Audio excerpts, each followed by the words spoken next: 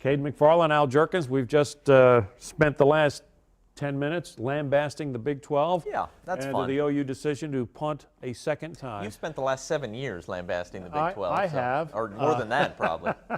Well, it started with the TV thing. How can you not have a TV? That's right. You hire Kevin Weiberg to set up a TV network, and then you let him go when he comes up with the idea. Yep. Now the Big 10, Pac-12, and SEC are all getting rich. Stupid. And Texas screwed this thing. How did we not bring them up in the first 10 minutes? Yeah. It is absolutely Texas's fault because they conned everybody into saying, no, we don't need a network. Then they turn around and sign a $300 million deal with ESPN. Alienated Nebraska, Texas A&M. This is a psycho. In the back. That was Texas. If you have Nebraska, Texas A&M, and Missouri in this league right now, it's on par with the SEC, and there's no chance your champion doesn't make the Final Four. So now bring on BYU and SMU. Yeah, that's right. And have a championship game. All right, enough already with that. OSU is going to Tempe. OU is going to Orlando. We didn't think with about 4 minutes to go yesterday that OSU was going to go bowling. Yeah. But they are. They are going bowling. The Cactus Bowl. How about that? I think Doug Gottlieb tweeted he was glad that people weren't throwing cactus on the field after the game. You see here Oklahoma versus Clemson. That's a nice little matchup, Venables right? Bob Stoops. Stoops versus That's Brent beautiful. Venables. That makes I think both of them will television. be fired up for that. P. Ryan, hopefully he'll be okay. It was an ankle thing, and Stoops didn't think it was going to be long-term. But I'll tell you, if they don't have him, their offense is a mess. We saw that yesterday. And, of course, there you go. Oklahoma. All right. Oklahoma State and Washington. Washington's a pretty good team, 8-5, and they play good defense up there. Chris Peterson first. All right, so Oklahoma State and Mason Rudolph gets an extra 15 days of practice, which will be very good for him. And maybe we get to go to the Camelback Inn. They're in Scottsdale. One of our favorite places. Absolutely.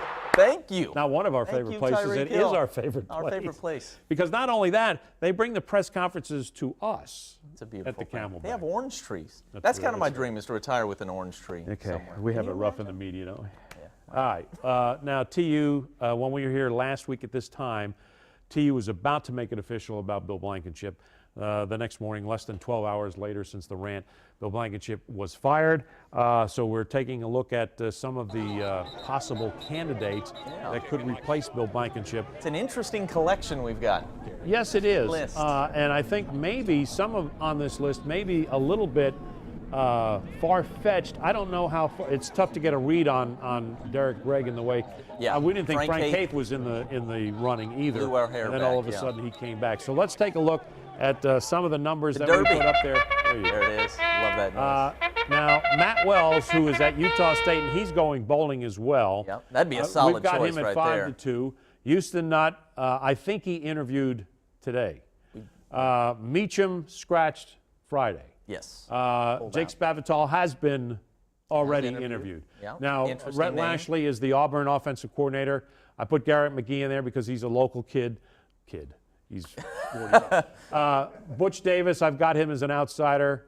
And where's my 99-1 shot? I had Alan Trimble. Congratulations to Trimble. Jinx. Trimble, yeah, absolutely. Congrats to Jinx. Quickly on this, Lashley and Spavital, just a little too young for me. If it's Wells or Nutt, I'm okay with either one. I think both very different, but different stages in their coaching career. But I like both names a lot. I think A&M will do everything they can to keep Spavital anyway because they just lost their another assistant coach. Beatty to Kansas. Right. So there you have it. They're about ready to get the second half underway.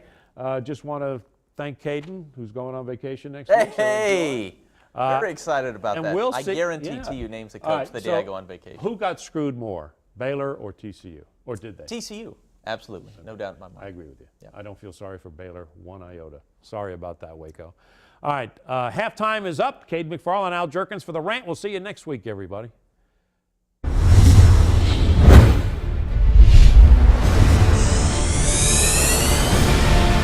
Big Al's Rant with Cayden McFarland, powered by Jack Cassey Ford.